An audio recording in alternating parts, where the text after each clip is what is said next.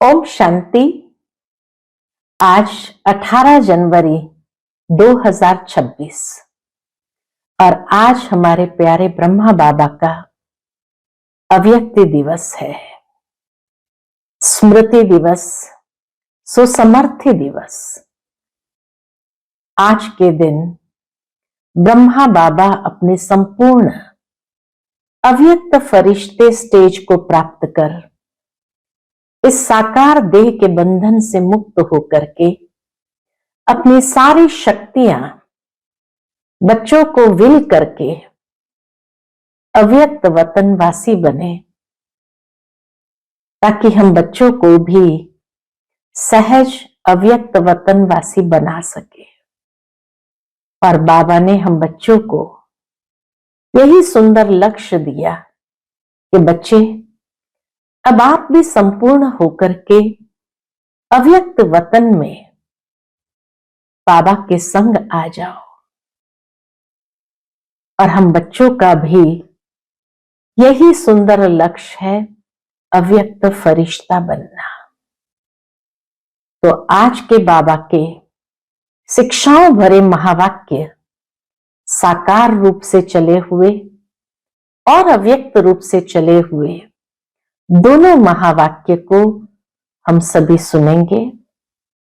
साकार मधुर महावाक्य में बाबा ने हम बच्चों को जो ज्ञान रत्नों की थालियां भर भर करके दी है, जिससे हम स्वयं को कांटों से फूल बना सके और वो फूलों की दुनिया में अपने को जाने योग्य बना सके।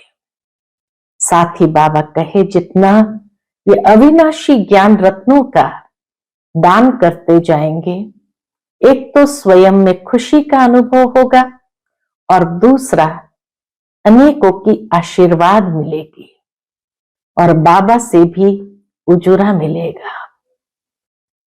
बाबा की याद के साथ साथ स्वदर्शन चक्रधारी भी हमें बनना है, क्योंकि जितना स्वदर्शन चक्रधारी बनेंगे, चक्रवर्ती राजा बन सकेंगे। और अव्यक्त मधुर महावाक्य में बाबा ने हम बच्चों को संगठन में एक मत होकर के रहने की बहुत सुंदर शिक्षा दी है। बाबा कहे, जितना आप संगठित रूप में रह करके एक ही समय पर एक ही स्थिति में एक रस एक टिक हो जाएंगे, तब हर कार्य में सिद्धि भी प्राप्त होगी और सफलता भी प्राप्त होगी। संगठन में एक मत होने के लिए बाबा कहते, बच्चे आपस में फेथ चाहिए, विश्वास चाहिए और दूसरा समाने की शक्ति चाहिए।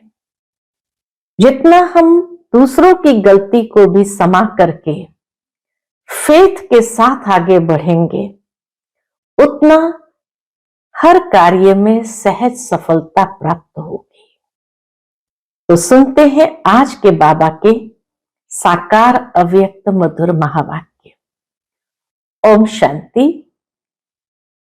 मीठे बच्चे, ज्ञान रत्नों से झोली भरकर दान भी करना है।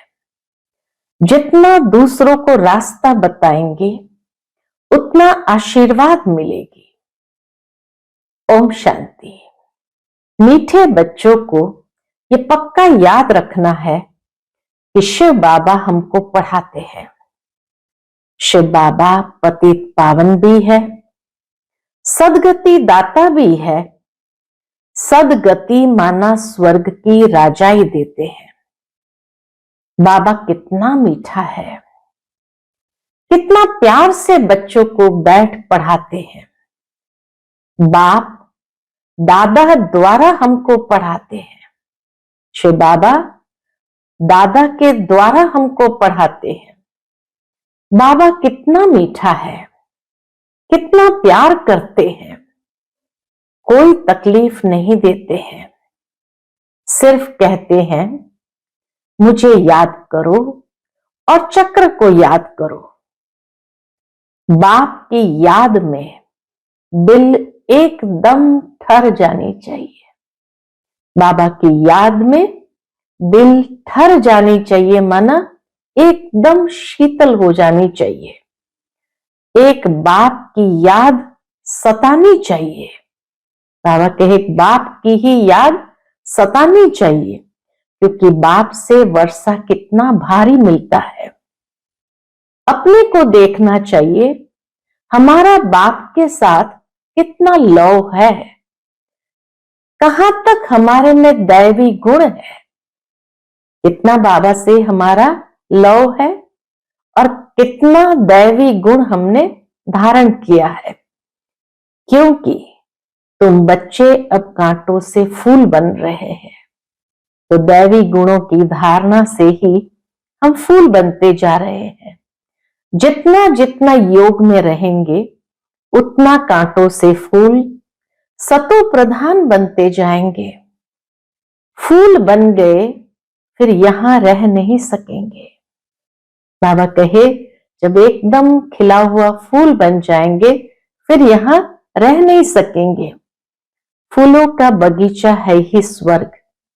जो बहुतों को कांटों से फूल बनाते हैं उन्हें ही सच्चा खुशबूदार फूल कहेंगे। जो दूसरों को भी आप समान बनाए, बाबा कहे उन्हों को ही सच्चा खुशबूदार फूल कहेंगे। वह कभी किसी को कांटा नहीं लगाएंगे। क्रोध भी बड़ा कांटा है।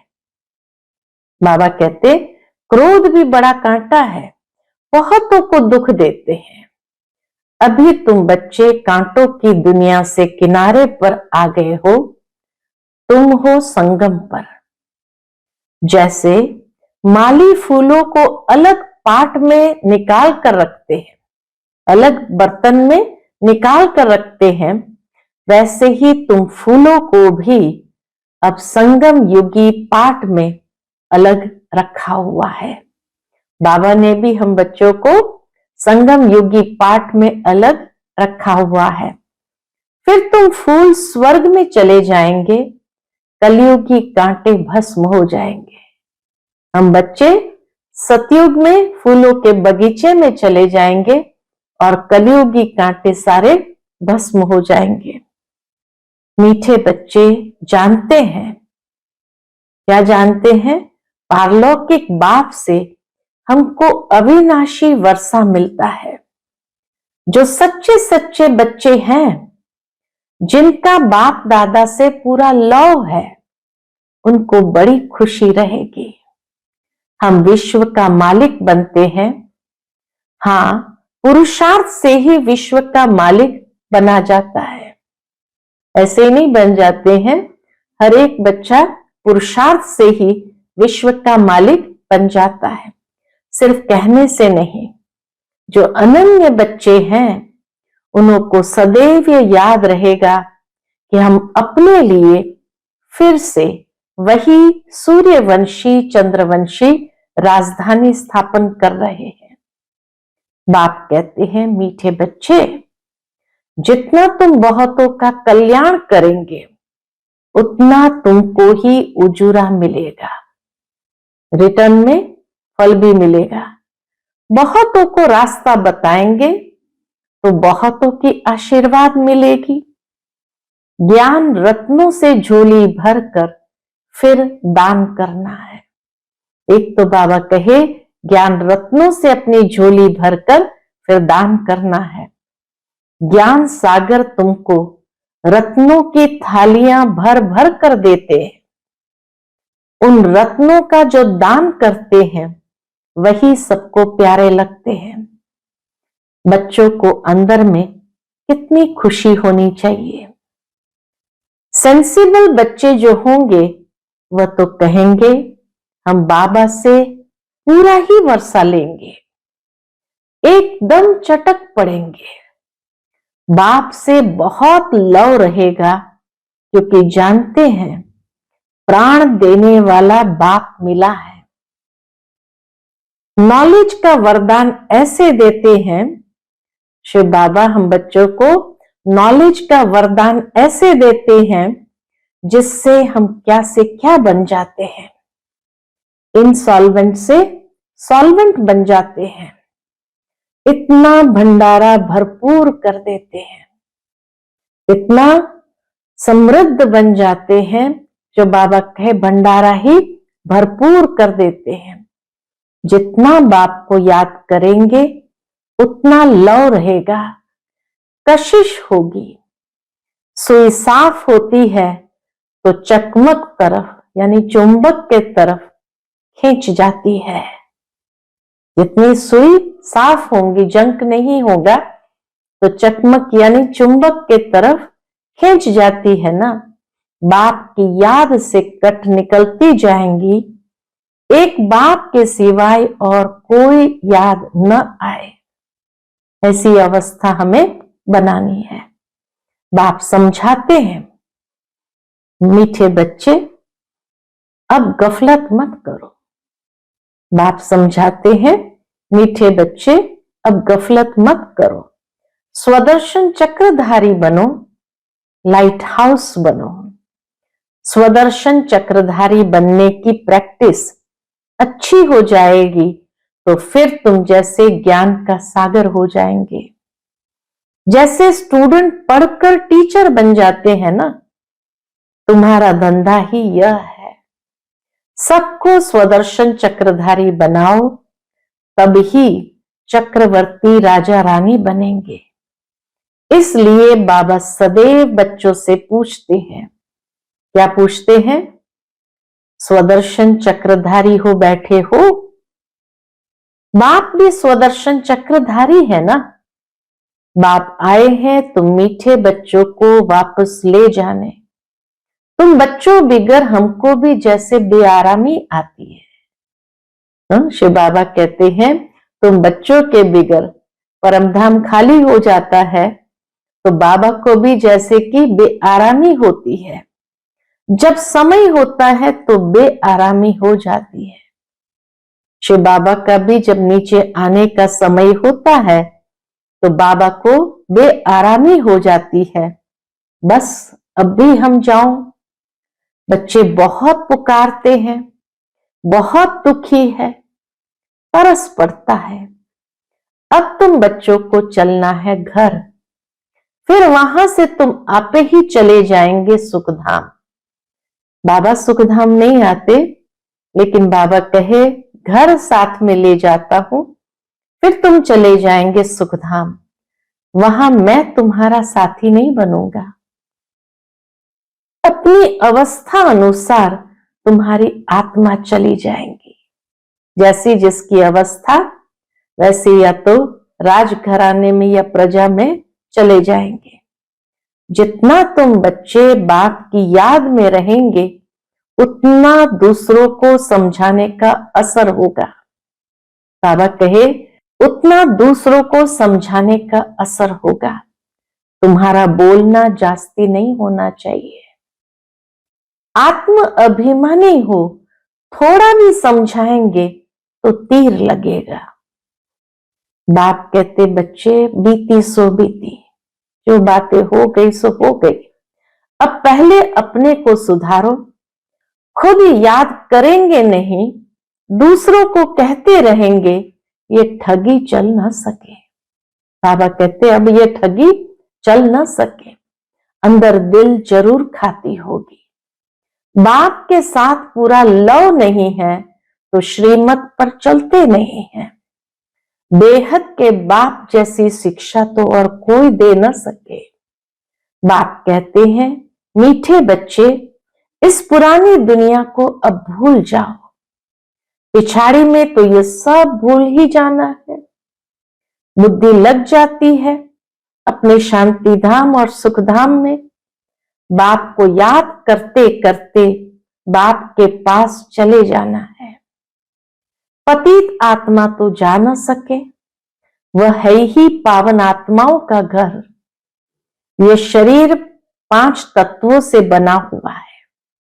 बाबा कहते ये शरीर 5 तत्वों से बना हुआ है, तो 5 तत्व यहां रहने के लिए खींचते हैं, इसलिए बार बार देह भान में आ जाते हैं।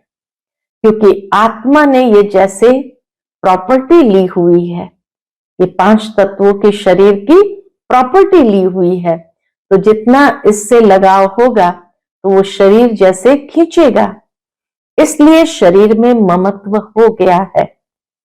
अब इनसे ममत्व निकाल जाना है अपने घर। वहां तो ये 5 तत्व है नहीं, परमधाम में तो ये 5 तत्व है नहीं। सतयुग में भी शरीर योग बल से बनता है, सतो प्रधान प्रकृति होती है, इसलिए खींचती नहीं। वो सतो प्रधान प्रकृति आत्मा को बार बार नीचे खींचती नहीं है। दुख नहीं होता। ये बड़ी महीन बातें हैं समझने की। यहां 5 तत्वों का बल आत्मा को खींचता है, इसलिए शरीर छोड़ने की दिल नहीं होती है। इसलिए आत्मा को शरीर छोड़ने की दिल नहीं होती है। नहीं तो इसमें और ही खुश होना चाहिए कि अब जाकर के नया शरीर मिलेगा। पावन बन शरीर ऐसे छोड़ेंगे जैसे मक्खन से बाल। जब एकदम पावन हो जाएंगे तो बाबा कहते शरीर भी ऐसे छोड़ेंगे जैसे कि मक्खन से बाल। तो शरीर से, सब चीजों से ममत्व एकदम मिटा देना है। इससे हमारा कोई कनेक्शन नहीं। बस हम जाते हैं बाबा के पास।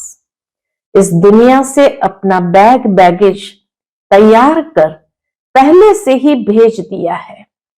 साथ में तो चल ना सके, बाकी आत्माओं को जाना है। बाबा के साथ आत्माओं को जाना है। शरीर को भी यहां छोड़ देना है।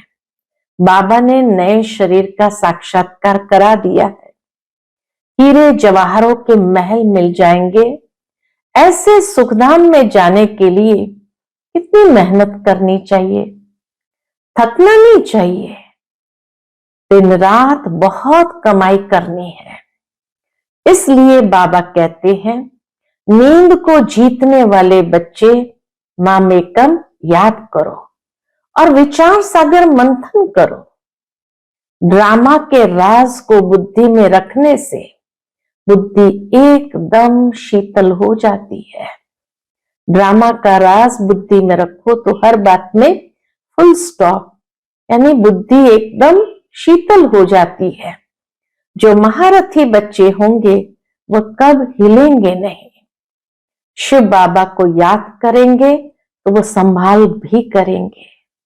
जितना बाबा को याद करेंगे बाबा हमारी संभाल करेंगे।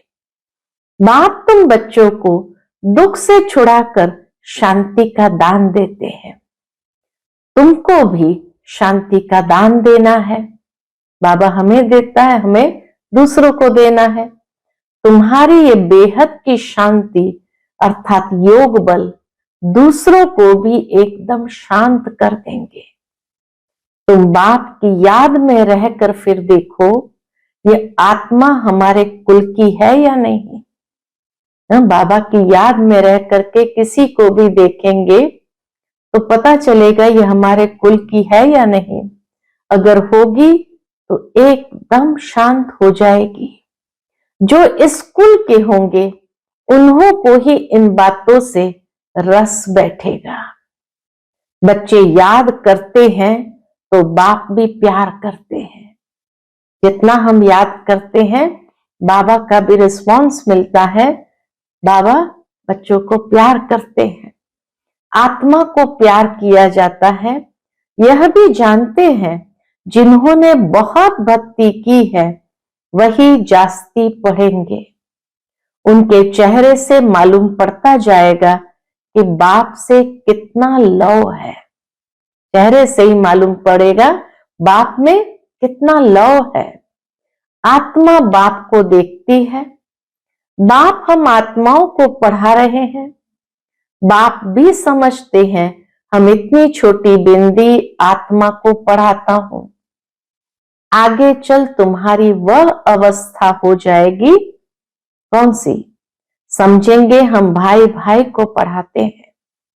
शक्ल बहन की होते भी दृष्टि आत्मा तरफ जाए, शरीर पर दृष्टि बिल्कुल न जाए, इसमें बड़ी मेहनत है। ये बड़ी महीन बातें हैं, बड़ी ऊंची पढ़ाई है। वजन करो तो इस पढ़ाई का तरफ बहुत भारी हो जाएगा, और बातों से ये पढ़ाई का वजन बहुत भारी हो जाएगा। अच्छा, मीठे मीठे सिकिलते बच्चों प्रति माता पिता बाप दादा का याद प्यार और गुड मॉर्निंग। रूहानी बाप की रूहानी बच्चों को नमस्ते। हम सभी रूहानी बच्चों की रूहानी माता पिता बाप दादा को याद प्यार गुड मॉर्निंग और नमस्ते नमस्ते। शुक्रिया बाबा, शुक्रिया। फिर बाबा के अव्यक्त मधुर महावाक्य है, महावीर बच्चों के संगठन की विशेषता एक रस एक टिक स्थिति। और ये अव्यक्त मधुर महावाक्य अव्यक्त बाप दादा ने 9 दिसंबर 1975 को सुनाए थे, जिसमें बाबा कहे, महावीर अर्थात विशेष आत्मा। ऐसे महावीर विशेष आत्माओं के संगठन की विशेषता क्या होती है? बाबा कहे, ऐसे विशेष आत्माओं के संगठन की विशेषता वर्तमान समय यही होनी चाहिए जो एक ही समय सबकी एक रस एक टिक स्थिति हो। अर्थात जितना समय जिस स्थिति में ठहरना चाहे उतना समय उस स्थिति में संगठित रूप में स्थित हो जाए। संगठित रूप में सबके संकल्प रूपी अंगुली एक हो। संगठित रूप में सबके संकल्प रूपी उंगली एक हो। जब तक संगठन की यह प्रैक्टिस नहीं, तब तक सिद्धि नहीं होगी। तो संगठन में विशेष आत्माओं की विशेषता यही होगी कि एक ही समय पर एक ही संकल्प में एक रस एक टिक स्थित हो जाए। संगठन में अभी ऑर्डर हो, मानो बाबा कहते हैं संगठन में अभी ऑर्डर हो कि 5 मिनट के लिए व्यर्थ संकल्प बिल्कुल समाप्त कर बीज रूप पावरफुल स्थिति में एक रस स्थित हो जाओ। तो ऐसा अभ्यास है जो ऑर्डर मिले और बस एक बीज रूप स्थिति में स्थित हो जाए। बाबा कहे ऐसे नहीं, कोई मनन करने की स्थिति में हो, कोई रूरिहान कर रहा हो और कोई अव्यक्त स्थिति में हो। ऑर्डर है बीज रूप होने का और कर रहे हैं रूरिहान, तो ऑर्डर नहीं माना ना। यह अभ्यास तब होगा, बाबा कहे संगठित रूप में भी अभ्यास कब होगा? तो यह अभ्यास तब होगा जब पहले व्यर्थ संकल्पों की समाप्ति करेंगे। अंदर में कोई व्यर्थ संकल्प ना हो। हलचल होती ही व्यर्थ संकल्पों की है। इन व्यर्थ संकल्पों की समाप्ति के लिए अपने संगठन को शक्तिशाली व एक मत बनाने के लिए कौन सी शक्ति चाहिए? संगठन को शक्तिशाली और एक मत बनाने के लिए कौन सी शक्ति चाहिए? इसके लिए एक तो फेथ विश्वास और दूसरा समाने की शक्ति चाहिए।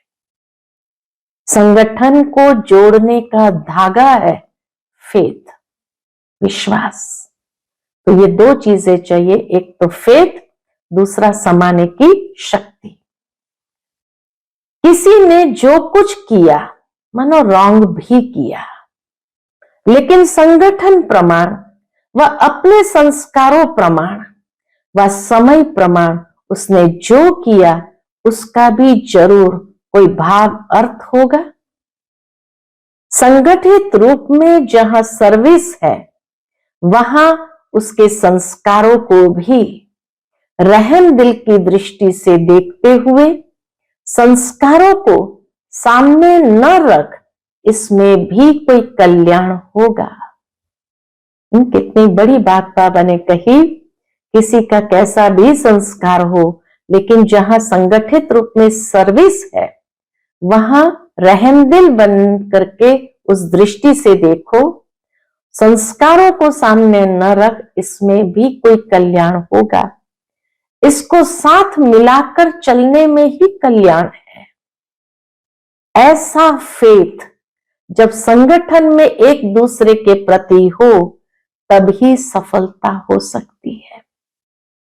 पहले से ही व्यर्थ संकल्प नहीं चलाने चाहिए, ऐसा है वैसा है नहीं। जैसे कोई अपनी गलती को महसूस भी करते हैं लेकिन उसको कभी फैलाएंगे नहीं, बल्कि अपनी गलती को समाएंगे।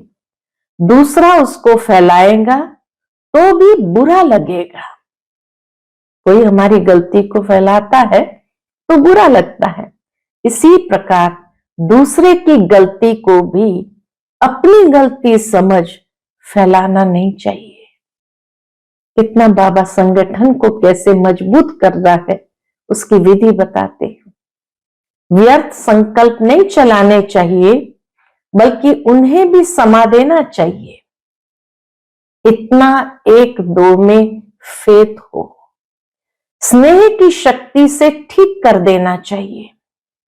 स्नेह की शक्ति से किसी की गलती को भी ठीक कर देना चाहिए।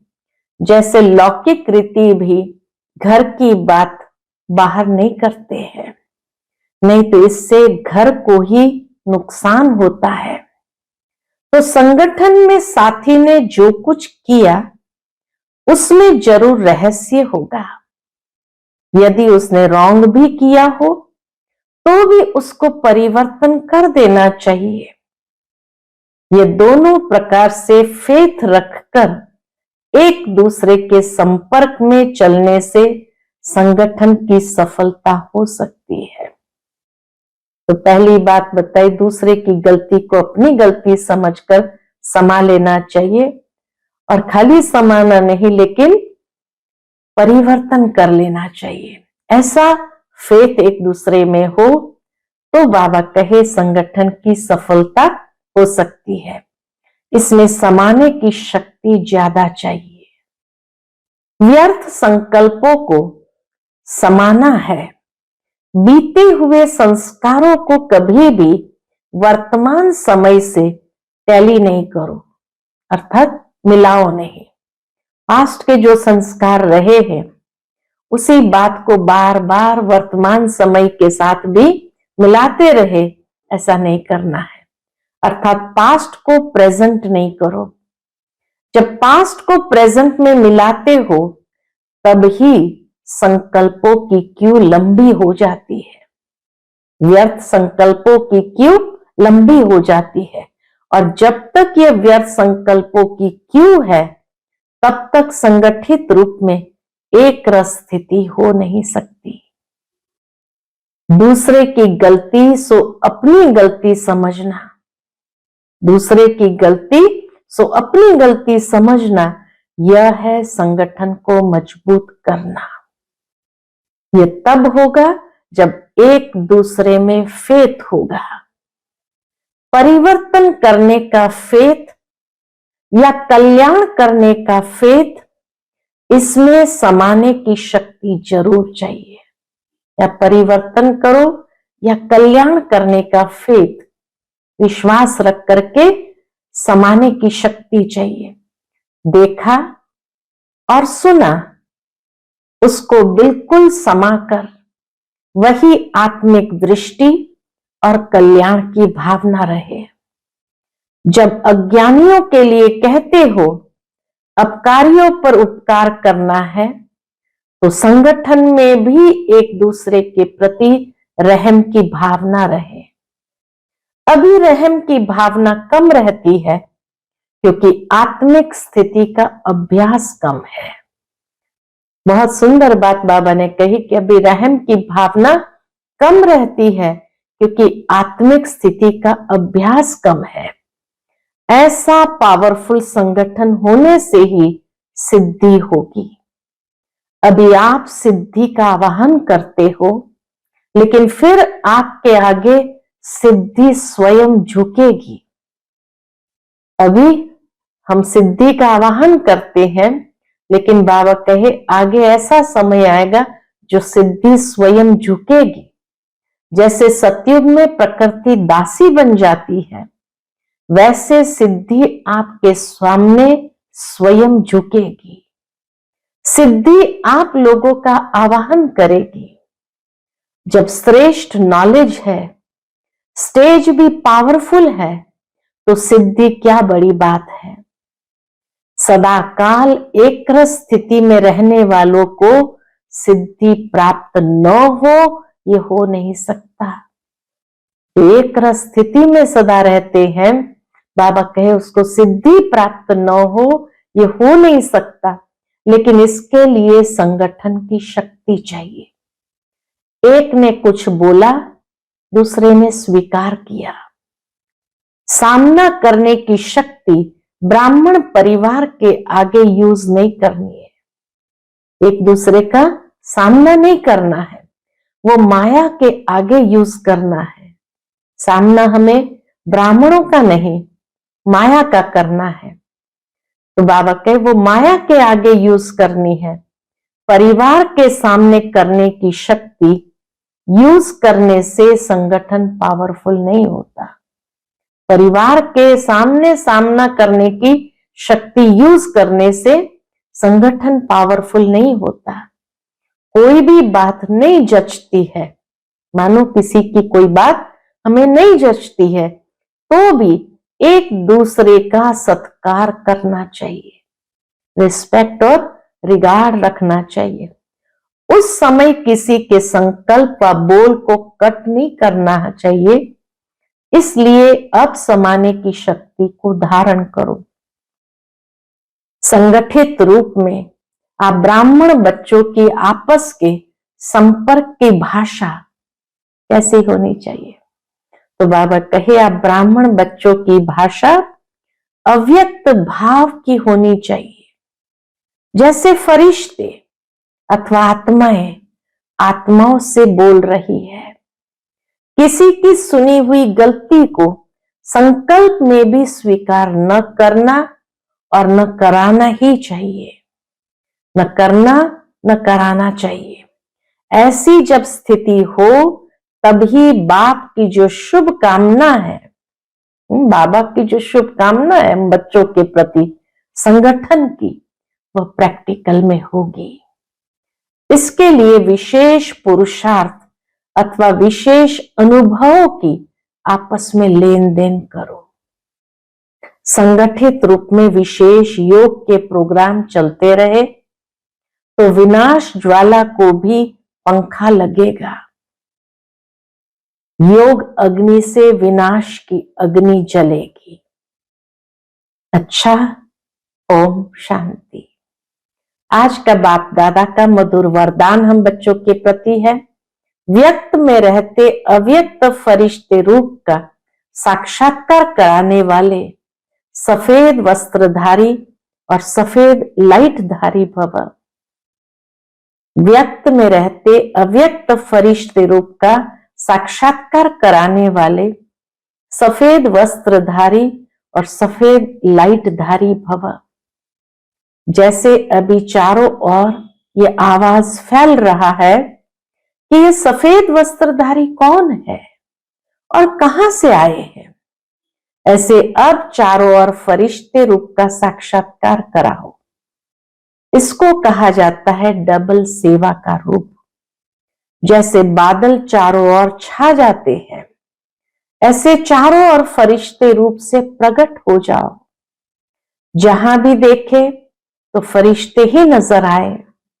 लेकिन यह तब होगा जब शरीर से डिटैच होकर अंतवाहक शरीर से चक्कर लगाने के अभ्यासी होंगे। मनसा पावरफुल होगी, तब ऐसा साक्षात्कार हो सकेगा सबको। आज का स्लोगन है, सर्व गुणों व सर्व शक्तियों के अधिकारी बनने के लिए आज्ञाकारी बनो। सर्व गुणों व सर्व शक्तियों के अधिकारी बनने के लिए आज्ञाकारी बनो। आज का व्यक्त इशारा, इस अव्यक्त मास में बंधन मुक्त रहे जीवन मुक्त स्थिति का अनुभव करो। इसके अंतर्गत बाबा कहते, जैसे बाप सदा स्वतंत्र है, ऐसे बाप समान बनो। बाप दादा अब बच्चों को परतंत्र देख नहीं सकते। अगर स्वयं को स्वतंत्र नहीं कर सकते हो, स्वयं ही अपनी कमजोरियों में गिरते रहते हो, तो विश्व परिवर्तक कैसे बनेंगे। अब इस स्मृति को बढ़ाओ कि मैं मास्टर सर्वशक्तिमान हूं। इससे सहज सर्व पिंजड़ों से मुक्त उड़ता पंछी बन जाएंगे। अच्छा, ओम शांति।